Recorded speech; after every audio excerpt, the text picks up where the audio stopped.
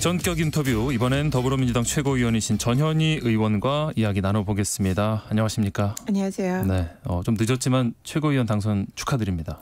고맙습니다. 네, 이제 지도부 입성하신 지 이제 2주 정도 되셨습니다. 좀 짧긴 하지만 전당대회 과정부터 지금까지 여러 일들이 많았잖아요. 당선 소감과 또 활동 소감 한 말씀 부탁드리겠습니다. 일단 당선이 되니까 좋습니다. 좋은데 굉장히 책임감이 무거운 자리인 것 같아요. 네. 그래서 매일매일 긴장 속에 보내고 있고요. 실수하지 않으려고 노력하고 있습니다. 네, 앞으로 좋은 활동 기대해 드리고요. 이재명 대표가 코로나19 격리를 끝내고 어제 이제 당무에 복귀를 했습니다. 첫 공개 발언으로 먹사니즘을 강조를 했고, 그 해법으로 지역화폐 개정안을 내놨는데 이제 당론 법안으로 또 추진할 예정이고요. 이 법안이 골목 경제를 살리는데 좀 어느 정도 효과가 있을 걸로 기대를 하실까요?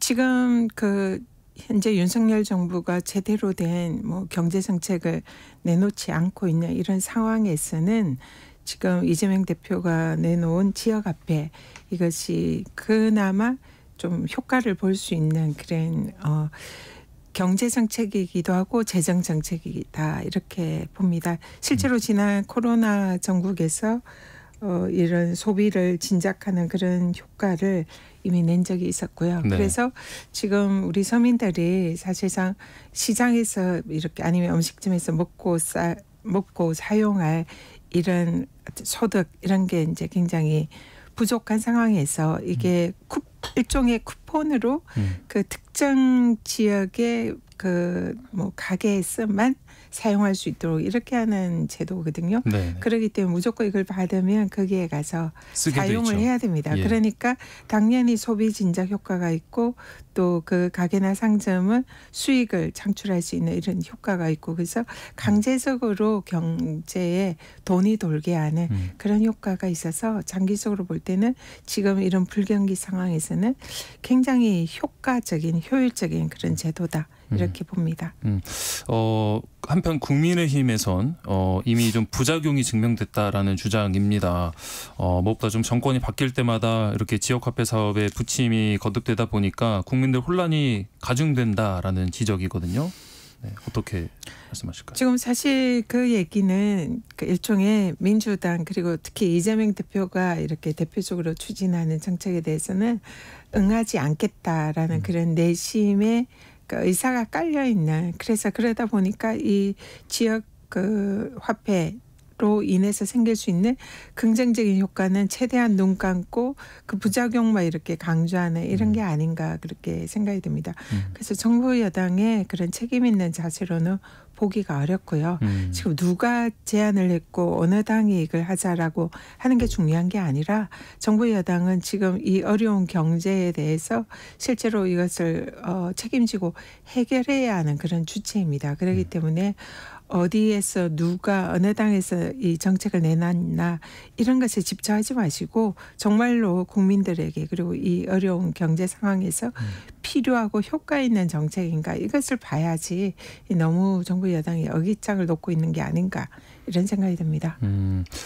정부가 내년도 예산안에서 이 지역화폐 예산을 3년 연속 0원으로 삭감을 했거든요. 이게 좀 국회 심사 과정에서 수정이 될 수 있을까요? 이번에 민주당에서는 최대한 이 지역화폐 예산을 만들려고 네. 저희들이 노력을 할 거고요. 실제로 국민들도 이 지역화폐가 반드시 예산에 반영이 돼야 된다, 이런 여론이 굉장히 높습니다. 그리고 실제로 시장에 다니면은 그걸 좀 부활을 해달라, 이렇게 요구하는 상인들도 굉장히 많으세요. 네. 그래서 정부 여당이 이런 국민들의 민심을 쉽게 외면하지는 않을 거다 생각하고요. 민주당은 최선을 다해서 이 예산을 확보를 하겠습니다. 네, 이 대표 복귀와 함께 민주당에서 이제 오늘부터 1박 2일 워크숍이 열립니다. 22대 국회 개원 이후에 처음으로 이제 당 의원들이 한 자리에 모이는 건데 어떤 쟁점들, 어떤 이야기들이 오고 갈 것 같습니까? 오늘 오늘 이제 워크숍 가서 저도 청바지를 입고 왔는데요. 네. 오늘 이제 인천에서 저희들은 워크숍을 합니다. 그래서 네. 당연히 이번에 이제 9월에 정기국회가 열리잖아요. 예. 그래서 정기국회 현안이라든지 그리고 국정감사대에 위한 그런 이제 당내 정책이나 이런 이제 방향성 설정이라든지 그리고 또 지금 이제 현재 결산 국회가 진행이 되고 있고 조만간 예산 국회가 열립니다. 그래서 네. 방금 지역화폐 이런 걸 포함한 민생 예산을 어떻게 편성하고 어떤 전략을 가져갈 것인지 이런 이제 다양한 주제로 논의가 있을 거고요. 또 상임위별로 또 저희들이 토론회를 합니다. 네. 그래서 그런 부분이나 또 민주당에서 앞으로 당론으로 추진하게 될 이런 민생 정책 법안 이런 거에 대한 다양한 논의를 하게 될 것이고요. 제일 중요한 것 중에 하나는 이제 특검법 이 대응을 어떻게 할 것인가 이런 것도 네. 굉장히 중요한 현안으로 논의하게 될 것 같습니다. 네. 인천에서 워크숍을 가진다고 말씀하셨고요. 같은 일정으로 조국혁신단도 워크숍을 떠납니다. 장소가 전남 영광인데 최근 조국 대표가 뭐 고인물은 썩는다, 흐르게 해야 한다라면서 호남 공략에 나섰고 그래서 지금 워크숍 장소도 호남으로 정한 것 같습니다. 조국혁신당의 견제구 어떻게 보실까요? 지금 민주당에 있어서는 호남은 절대로 고인물이 아닙니다. 저희 민주당의 뿌리고 살아있는 정신이죠. 그래서 가장 민주당에서는 중요한 그런 지역이고요. 네. 그래서 이번에 이제 그 보궐선거가 있습니다. 영광 군수, 곡성 군수 보궐선거가 있어서 아마 이제 다른 당에서 거기 좀 더 지역에 좀 이제 집중을 하기 위해서 가는 걸로 생각을 하는데요. 저희들은 이런 뭐 한때가 아니라 늘 호남을 중요시하고 또 호남과 함께하는 그런 정당이기 때문에 뭐 거기 그런 뭐 일시적인 한두 번 가는 이런 차원의 문제가 아니고요. 그래서 이번에 뭐 저희 최고위원들도 호남에 관해서 지금 또 더 어떤 식으로 집중적으로 지원을 하고 호남 정신을 살릴까 이런 부분에 대해서 거의 최고위 할 때마다 논의를 하고 있습니다. 그래서 좀 더 또 선거를 맞이해서 더 지역 주민들이 수긍하고 공감할 수 있는 이런 다양한 호남에 대한 대책이나 정책도 저희들이 지금 준비를 하고 있습니다. 예. 그런데 이 민주당에서 좀 호남 홀대론이 제기가 되면서 사실 지금 지명직 최고위원회 이목이 좀 집중되고 있습니다. 이재명 대표도 지도부의 의견을 좀 수렴 중이라고 전해지는데 지도부에서 어떤 의견들 지금 나오고 있을까요? 호남 홀대론이 아니고요. 이번에 이제 아시다시피 민주당의 최고위원 선거가 처음에 15분이 나오셨고 네. 그리고 중간에 이제 컷오프 되면서 8분. 그 8분이 또 그 선거를 통해서 선출이 됐잖아요. 네. 근데 우연히 보니까 전북 출신이 한 분이고 이제 전남 출신이 없는 거예요. 네네. 근데 그걸로 호남 홀대라고 할 수 없죠. 왜냐하면 민주당의 전 당원이 권리당원이랑 대의원들이 참여해서 그 후보들을 직접 선출을 했기 때문에 그 과정에서 안타깝게 이제 전남 강주 출신 분이 네. 이번에 선출이 안 된 거죠. 근데 그게 민주당이 의도적으로 호남을 홀대하기 위해서 그런 것이 아니라는 거는 누구나 아는 사실입니다. 그래서 이거를 최고위원회 호남 출신이 없다, 호남 홀대다 이거는 맞지 않는 것 같고요. 결과가 그렇게 나왔을 뿐이다. 네. 그렇지만 그런 부분에 대해서 저희들도 호남을 대표할 수 있는 그런 정치인이 최고위원회에 들어오는 것이 바람직하고 또 지역의 균형이 맞다. 이런 네. 생각은 저희 지도부에서 다 공유하고 있는 그런 생각입니다. 네. 그래서 그런 부분에 대해서 지금 계속 논의를 하고 있으니까 가시적인 그런 성과가 나오지 않을까 생각합니다. 그러면 최고위원께서는 어떤 인물이 좀 적합하다고 보실까요? 저는 개인적으로는 개인적인 생각입니다. 그 전남 지역에 지난번에 이제 광주에서는 지명직 최고가 있었기 때문에 네네. 전남 지역을 좀 대표할 수 있는 그런 분이 이 지명직 최고로 오시는 게 좋지 않을까 그런 이제 개인적인 생각을 가지고 있습니다. 네. 발표는 그러면 언제쯤 나올까요? 지금 아직 본격적인 논의를 하지 않았고요. 기존의 지명직 최고위원 두 분이 그동안 최고위원으로 활동한 그 기간이 굉장히 짧습니다. 그래서 또 그분들도 각 지역을 대표하는 그런 훌륭한 인재시기 때문에 네. 그런 여러 부분을 고려해서 지금 고민을 하고 있는 그런 단계입니다. 네. 이런 가운데 최근 김부겸 전 국무총리가 정치 활동을 시작했습니다. 비명계가 결성한 초일회 움직임도 포착이 되고 있고요. 정치권에서는 일부 이재명 대표 10월 위기설과 함께 김 전 총리가 좀 존재감을 드러낼 수도 있다는 관측이 나오는데 이재명 대표 체제가 좀 흔들릴 수 있다고 보실까요? 아니면 뭐 굳건할까요? 지금 이재명 대표가 정말 지난번에 전당대회 때는 77.7%의 이제 당원들의 지지로 당선이 됐는데 네. 이번에는 훨씬 그것을 상회하는 네. 80% 거의 이상의 후반대 네, 네. 그런 지지율로 당선이 됐거든요. 더욱더 이재명 대표의 리더십과 그런 뭐 여러 가지 이재명 대표의 대표성을 우리 당원들이 더 확고하게 인정을 해줬다고 생각합니다. 그래서 더 탄탄해질 거다 리더십이 그렇게 보고 있고요. 네. 그리고 당내에서 우리는 민주정당이기 때문에 여러 가지 다양한 의견과 또 그걸 대표하는 세력이 뭐 나올 수는 있다고 생각합니다. 네. 그렇지만은 그런 것은 우리가 민주당이 집권을 하는 데 있어서 거기에 좀 영양분을 주는 힘을 네. 주는 그런 이제 시너지 효과를 내는 그런 방향으로 가야 되고 그게 뭐 내부 총질이라든지 내부의 분열하는 이런 힘으로 작동해서는 안 된다 생각하고요. 아마 그런 뭐 모든 민주당의 소속원이라면 당연히 그렇게 생각할 거다 생각합니다. 그래서 내부 비판을 하더라도 팩트에 근거해서 품격 있게 그리고 이 분열을 자초하지 않는 그런 방법으로 우리가 집권하는데 도움이 되는 그런 방향으로 할 것이다 생각하고요. 그런 방향으로 가는 게 맞다 그렇게 생각합니다. 당 내부에서 다양한 목소리가 나오는 것은 얼마든지 긍정적인 것으로 볼 수 있다. 네네. 지금 여야 대표 회담이 계속해서 연기 미뤄지고 있습니다. 이게 뭐 당내 일부에서는 무산 가능성 제기되고 있는데 지도부에서는 뭐 회담을 열지 말자는 기류가 좀 강할까요? 어떨까요? 초기에 이재명 대표께서 당선이 되고 대통령과의 영수회담 그리고 야당 대표와의 이제 대표회담을 제안을 하셨습니다. 네. 그래서 거기에 이제 대통령실은 거부를 했고 한동훈 대표는 이제 긍정적인 입장을 내다가 중간에 이거를 그 생방송으로 조건을 좀 걸면서 하자. 네. 근데 그게 이제 저희들 보기에는 그 어떤 성과를 내고 그 민생에 대해서 여야가 합의를 해서 좀 대안을 내놓는 그런 회담이 아니라 그 일종의 보여주기식 쇼로 가려는 게 아닌가 이런 이제 우려를 네. 저희들이 했고요. 회담을 이생중계한다는 거는 그런 결론을 내기보다 그냥 그 모습을 보여주겠다 이런 걸로밖에 보이지가 않는 거예요. 그리고 실제로 그 여야 간에 이제 실무 협상에 있어서도 지금 그 국힘 집권 여당이잖아요. 그러면 여기서 당연히 우리 야당에게 줄 수 있는 것이 많아야 됩니다.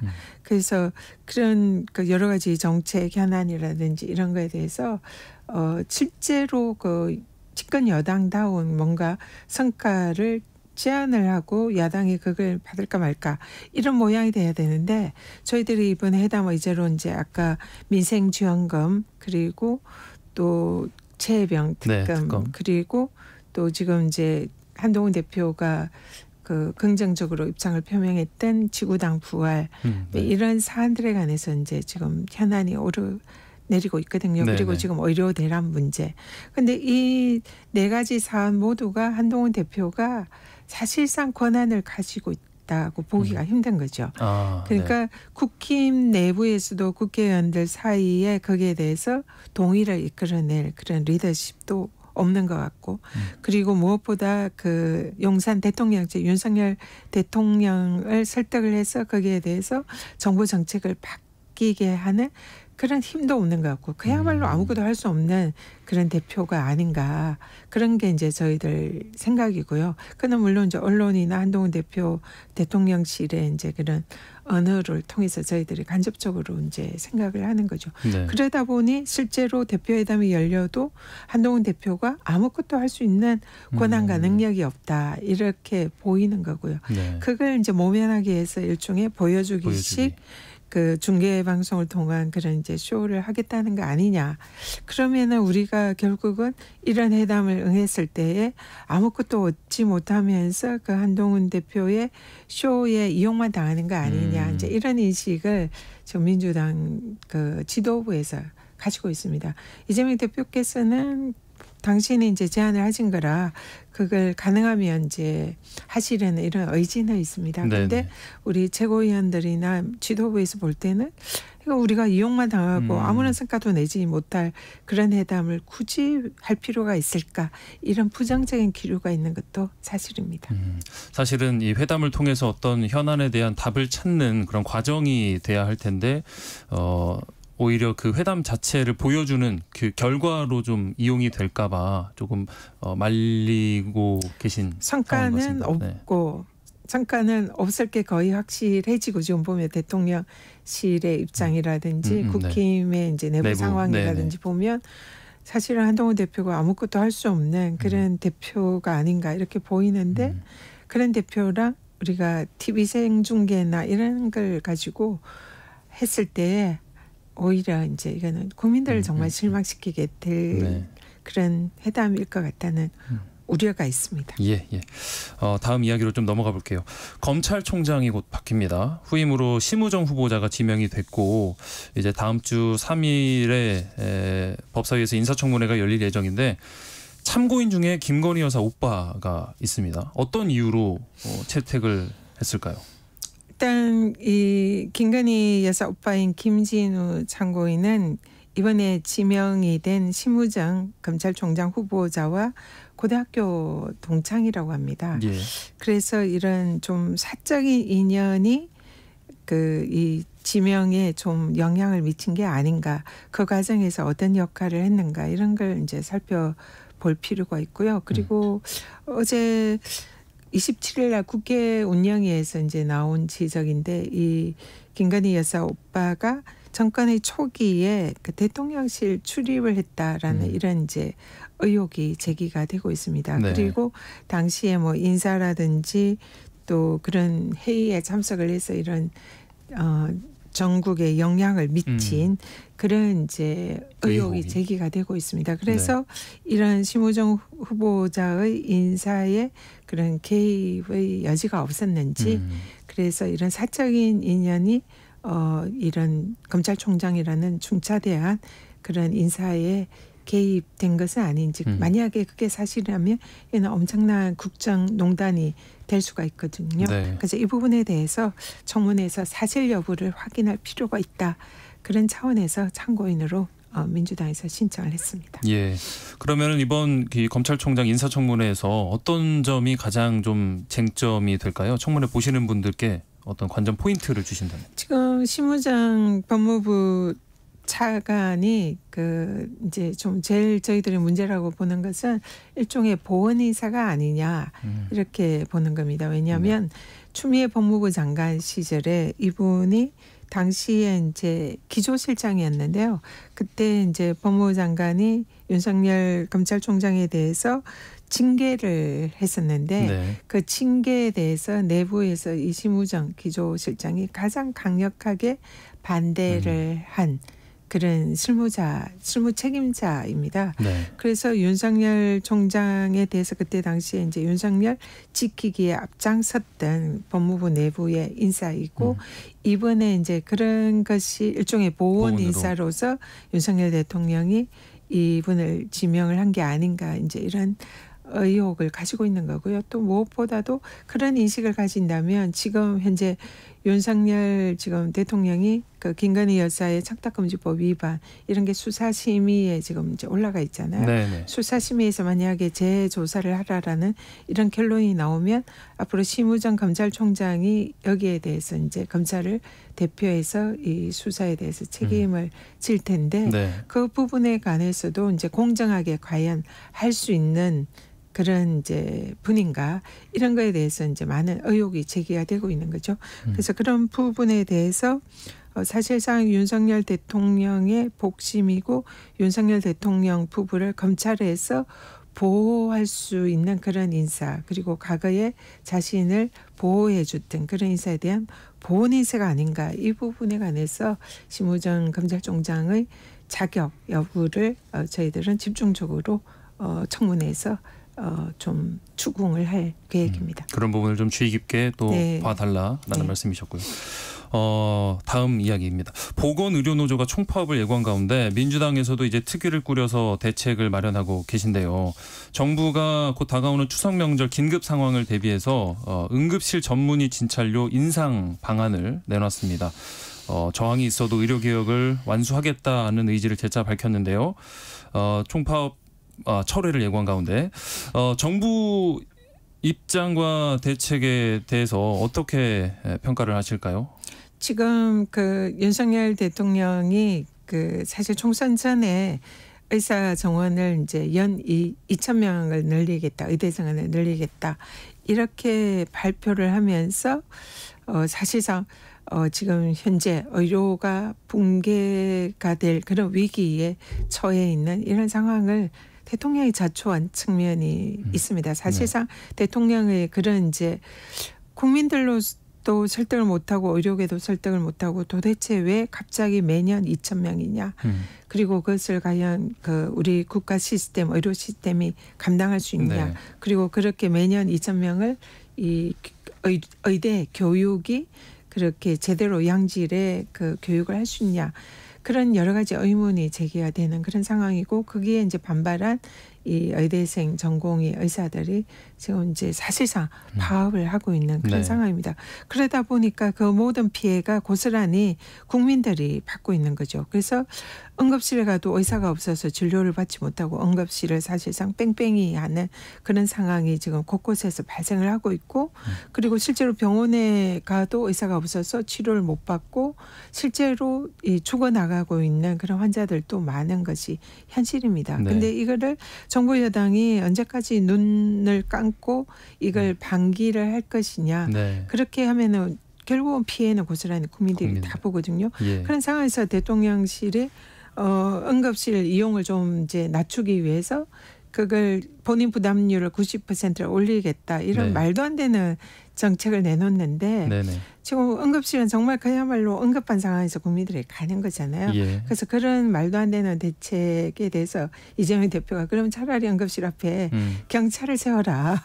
그래서 그 뭐 응급 환자 아닌 거를 구별을 해라. 이런 이제 그런 그 지적까지 하는데 황당한 일이죠. 그래서 이 부분에 대해서는 근본적으로 대통령께서 자신의 뱉은 말이니까 그대로 하겠다. 이 고집을 끊고 정말 의료계와 대화를 하고 전문가들과 협의를 해서 다시 원점 재검토를 할 필요가 있습니다. 그래서 국민들을 무엇보다 국민의 생명을 볼모로 하는 이런 위험한 도박은 해서는 안 되고요. 대통령께서 이것만은 국민들에게 져야 된다. 그렇게 생각합니다. 지금까지 더불어민주당 최고위원 전현희 의원과 말씀 나눴습니다. 오늘 말씀 고맙습니다. 감사합니다.